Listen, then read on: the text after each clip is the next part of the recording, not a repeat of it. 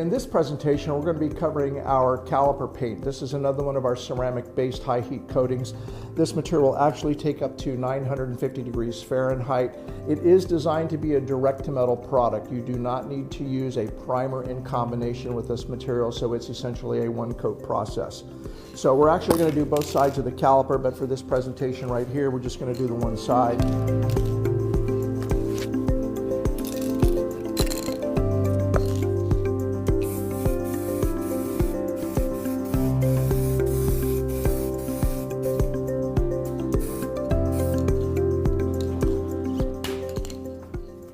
This material has excellent opacity, very fast coverage.